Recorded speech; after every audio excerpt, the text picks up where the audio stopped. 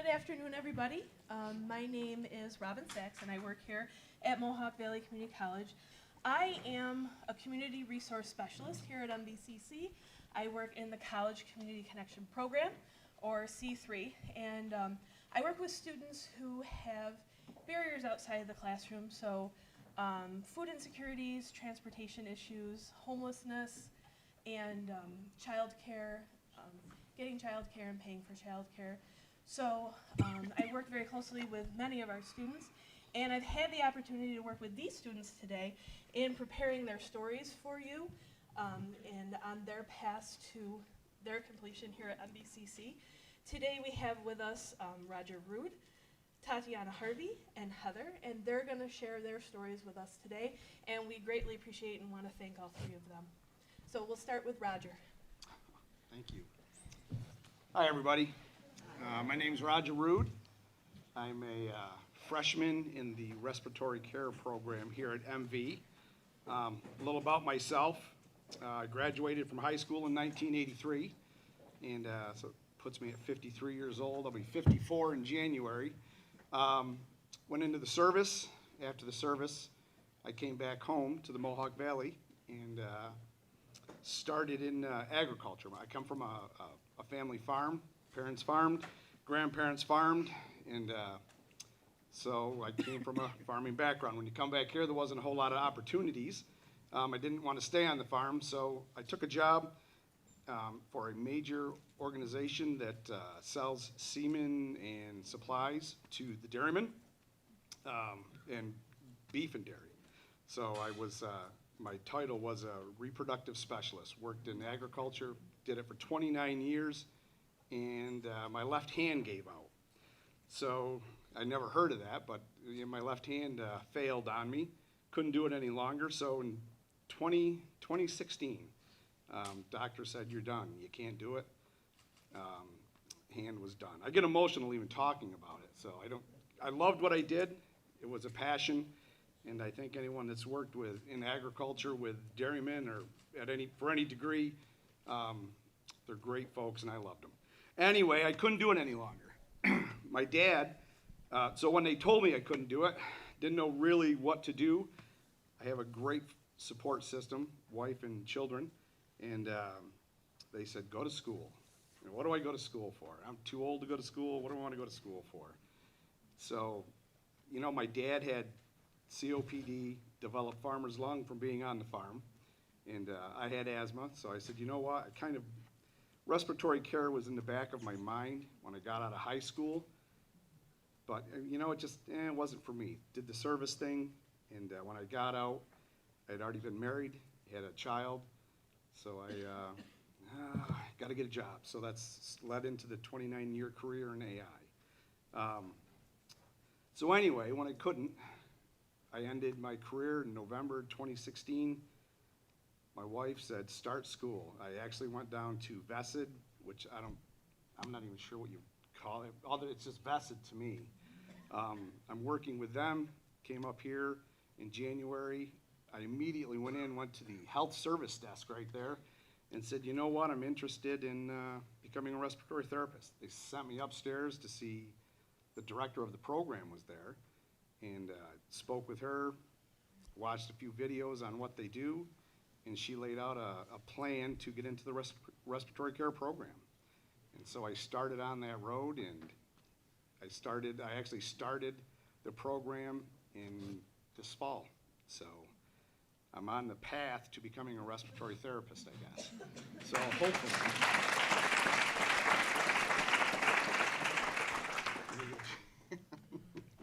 Hi guys, I'm Tatiana Harvey. Just a warning, I'm really nervous, So if my voice shakes, I'm sorry, I apologize, but we'll get through this, okay? All right, so growing up, I've always known I wanted to continue to flourish, and that for me personally was by furthering my education. College was always something I was looking forward to rather than dreading like most students fresh out of high school.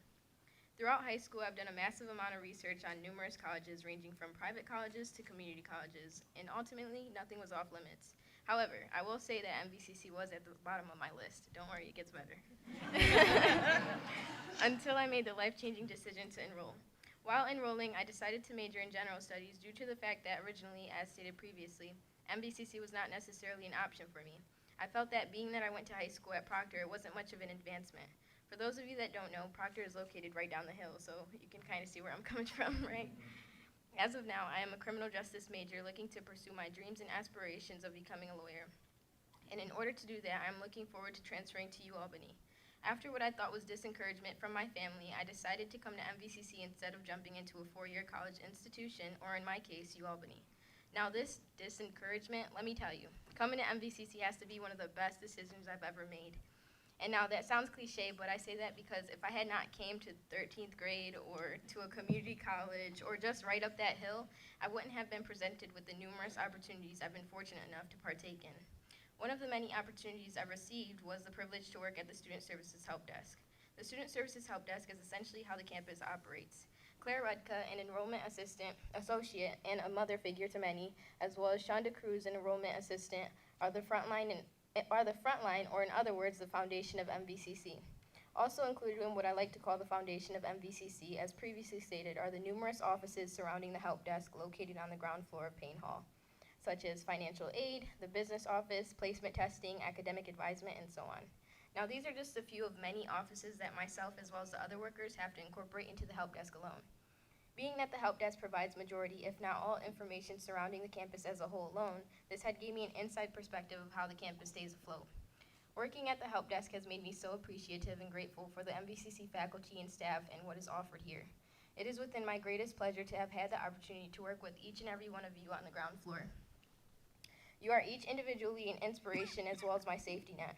On numerous occasions I was feeling stressed, overwhelmed, and discouraged, and each of you made me feel secure. As a student coming into the college, we seem to forget the numerous processes of what we have to go through in order to enroll in the first place. We sometimes take for granted the tremendous amount of support we receive as students, and I know that each and every one of you don't hear thank you enough, so thank you.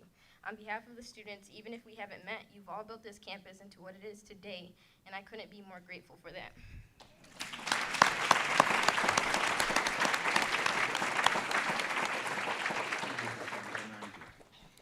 Hi, my name is Heather.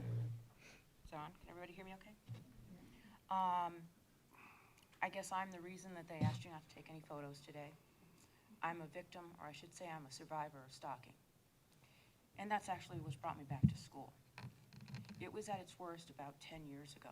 And I'm sorry, I still have trouble talking about it.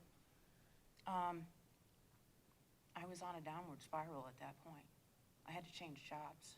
I lost my home. I lost my brand new car. I had to move out of state. I moved 8 times within the first 5 years. You have no idea what an effect it can have on you. I went from making a decent pay to making about a third of what I used to make, working at dead-end jobs just to keep my head above water. And I thought that things couldn't get any worse at that point. I mean, I was just struggling just to get by, when I was one of 200 people working at a call center that were laid off. But I've always been one to believe that something good can come out of something bad. And that's what's brought me here at MVCC. I think coming back to school is really about life changes. It's not about going to school being in your 20s anymore. We see people from a variety of different lives, different paths coming back to school. And I've really been very fortunate to find my way to this school because the people here have been my support. Departments like the C3 program, Adult Learner Services, the Learning Commons with the tutors in the math lab, the completion coaches, they've all been there for me. And I don't know if I could do it if it wasn't for them, because it has been quite a struggle. Trying to go back to school full-time, not having enough money coming in, it's been pretty rough, and they've all been there for me. I started originally going back to school for accounting. I felt that it wasn't the right thing for me, so I can't say that I changed majors. I am continuing to go after the accounting degree, but my real interest is criminal justice. Career coach and other personality assessments have all said that that's just the right thing for me, and I felt it in my heart that this is really what I need to do. I'm not sure exactly what I will do with the criminal justice degree, but I know it's going to be something in the way of helping others who are victims of stalking and other types of victims as well. I think that changes need to be made to the laws and whatnot to help people in these situations. And while it has come a long way in the last 10 years, it's got a long way to go. And I thank you for listening to my story.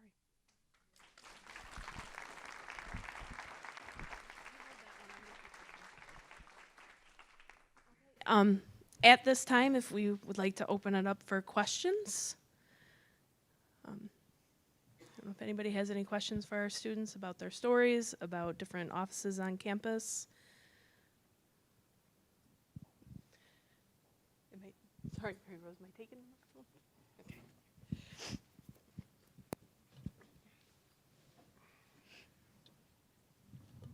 It was nice to hear all of your stories. You were courageous and inspiring.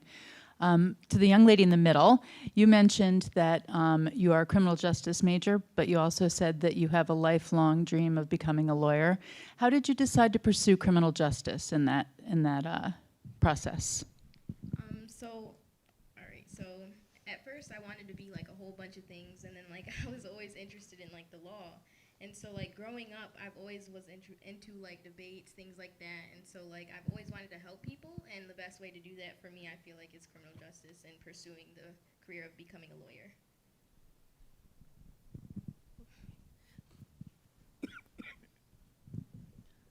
The gentleman who's interested in respiratory therapy. Congratulations, you're in the program. Can you tell us what your path was like getting ready to get into that program and what your experience was? Your academic path. Yeah. You want my academic path, you said? Yes, when you got here, did you have to take some I courses had to take everything. I'd been out of school so long, when they gave me the entrance test, this dummy's not going anywhere. So, but no, it was, I did, at this point I've done anatomy 1 and 2, chemistry 1 and 2, statistics, math, 2 Englishes. So wondering from this, from your perspective, how did you learn what you needed to do, and what was it like to understand what was between you and actually officially starting the program? Actually, when I met with the director, she laid out the program and said, these are the classes you need just to get into it. And she wrote it out, and I kind of thought, you know, I don't have an option. This is what I need to do. I can't sit home and do nothing. My wife goes to work every day, and it was tough emotionally, because it's hard when you're taking out of a job versus leaving a job. I was taken out of something I love, so it was very emotionally hard for me to do that. But once you started on it, I said I have to do it, and so I set my mind. But here, I'll tell you, the first day in psychology, not the first day, probably the second week in psychology class, a completion coach came in, handed out her card, and at that point I was frustrated. I said, I'm not doing this. I'm too old.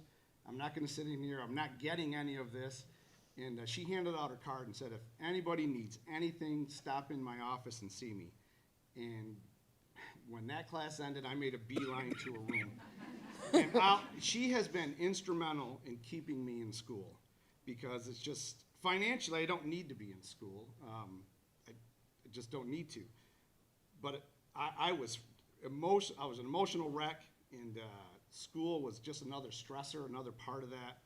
But she talked me off the ledge. I meet with her weekly, and I get emotional. I've cried with her. She has been instrumental in my getting to where I'm at today in this school, and just keeping me focused and on task, I guess. But with that being said, so I work with the Office of Accessibilities. Tamara over there is I can't say enough. She's been great. Rachel's my completion coach. She's been great. My advisor has been great. They're like cheerleaders for me. I wanted to fail, I'll tell you. If I bomb out of here, they won't let me. So everyone I've worked with has been outstanding.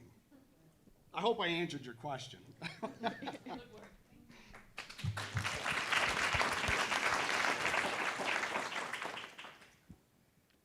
Anyone else, other questions?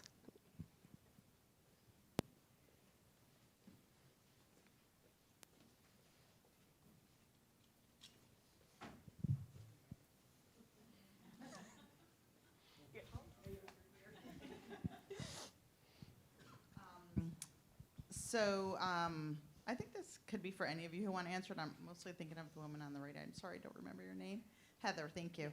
I think it's part of what we've been talking about here today, getting on your path, getting on the right path. But, what strikes me about all of you is how kind of different your stories are and the types of things that you're balancing, maybe is the right word, in addition to trying to be here as a student at Mohawk Valley. And I'm just curious if you could share a little bit about how the things that you're balancing outside of your classes and being a student here, and how that has affected your ability to get on the path. Well, I think for me, some of the hardest things have just been basic things. Food, keeping a roof over your head, trying to figure out where money is coming from, just to handle the basics. I don't have any children, thank goodness. I think that would have made things a lot tougher. But it's, the C3 program has been a huge help in that way. I mean, it's hard to get to school sometimes, and they've even been able just to provide me bus passes. I started having some additional health problems where I now have vertigo with severe balance and vision problems, so I can't drive anymore. So, just getting back and forth has been difficult. And they have programs there that help you with a lot of these things. So, it's been a lot of just basic things that you wouldn't think would be a barrier in the way of going back to school. And for some people, it may not be. But when I had such little money coming in, and then, of course, going back to school full-time and having to work only part-time, it was a little rough.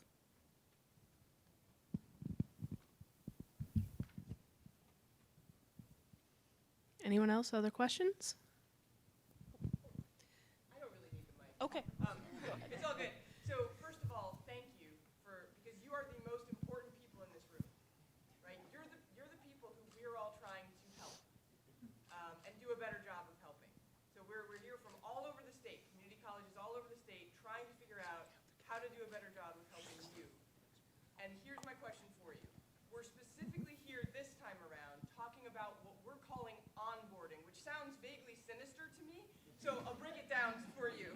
We're talking about what happens when you get interested in coming here, right? From that point of interest, all the way through when you're sitting down in that first class, and even into that second week in psychology where that completion coach changed things for you, which is an awesome story that we all needed to hear, Roger, so thank you. What were the parts of that were frustrating for you? And then if you want to, because actually I think we're most interested in what was frustrating, but if there were things that worked well, what worked well? So my question is about orientation, the application, the placement test, right? Anything that was a hoop you had to jump through to get into your first day of class. What was frustrating, and what did you think went well?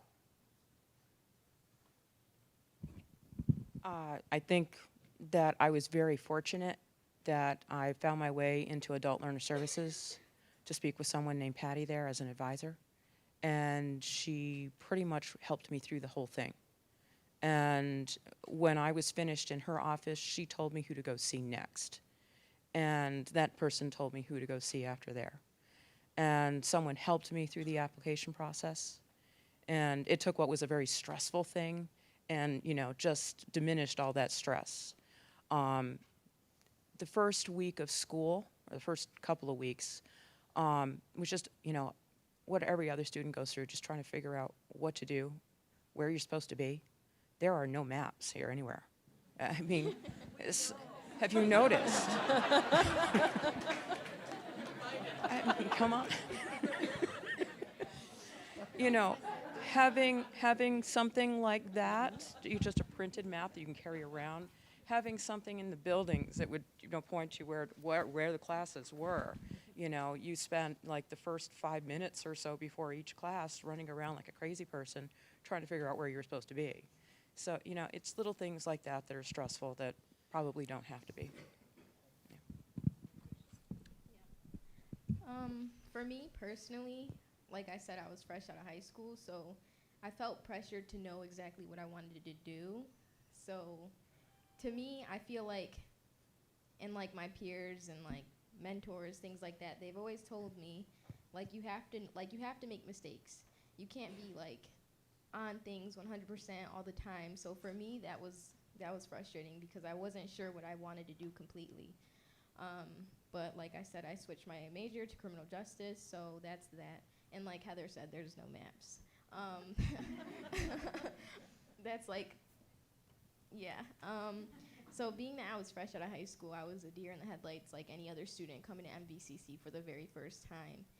And what helped me through that, though, was the Student Services Help Desk that I mentioned. Going there, it was a one-stop shop. Like, literally, they supplied me with all the materials, anything that I needed, anything I needed to know, anywhere I needed to be. Like, they told me everything, and they helped me through it. Like I've mentioned in my little speech or whatever, Claire Redka and Shonda Cruz, my two supervisors, they're amazing. I met them when I was enrolling, and, like, I couldn't be more thankful. Like, they put me on the right path. They kept me they knew where I needed to go. Because me, coming in, I had no clue. There's no maps. No, I don't know if I have anything to add. I got a packet when I first initially came here, and I filled it out, and went right, when I came back, I went to the help desk, young lady. When I came back from meeting with the director of the respiratory care program, like I said, she had laid out the program. These are the prerequisites that you need. And when I filled out the packet, the entrance to get into the school after the entrance exam, I came down, handed this to a young girl at the health desk, and she put all the classes in. So I'm like, man, so this is pretty simple. So and from there, I don't know. It's just everyone has bent over backwards. The completion coach I meet with her all the while. If I have any questions, boy, she knows where to direct you. And same with the Office of Accessibilities. Tamara's just been outstanding. If there's something that I don't know or need to know, they're great. Tracy Colson, my advisor, outstanding, same way. They're the three people I see or touch base with all the while. So if I have a question, it's maybe unfair to them, but that's where I go. So. I want to add to that quickly. Career coach, that was really helpful. I took it for fun. I knew I wanted to do criminal justice, but I took it for fun, and what do you know, criminal justice came up. So that's another thing.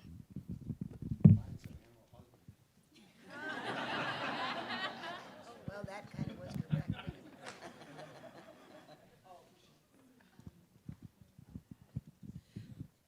We have time for about one more question, if anyone has one.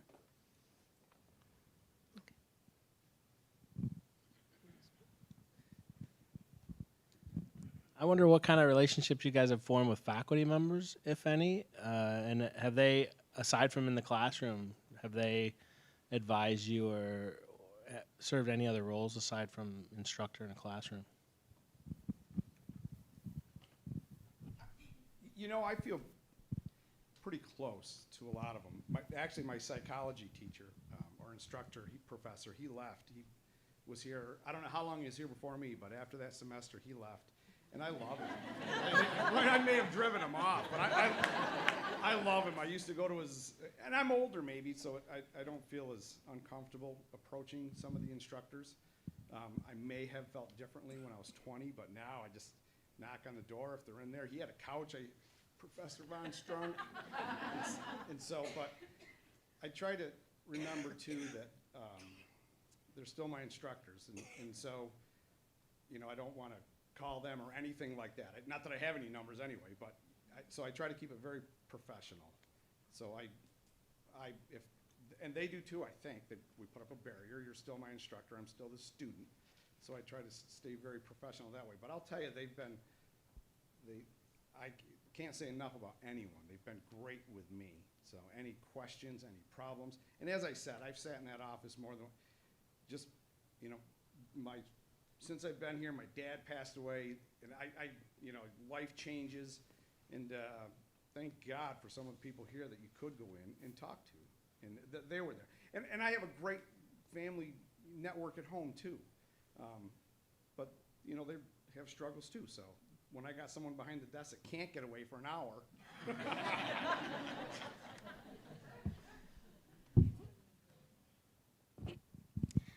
Yeah, just like you mentioned.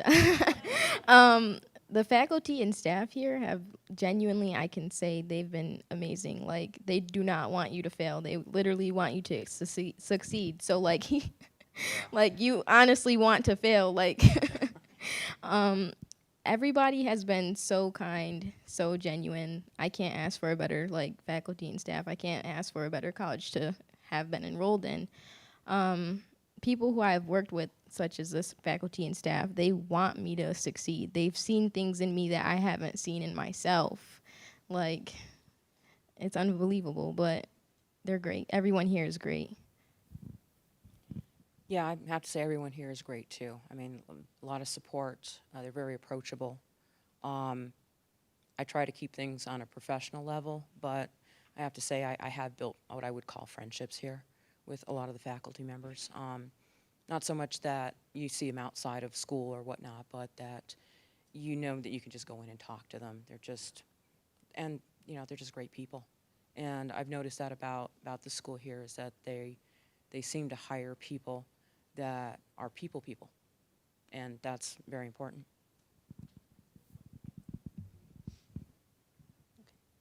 Please join me in thanking these incredible students.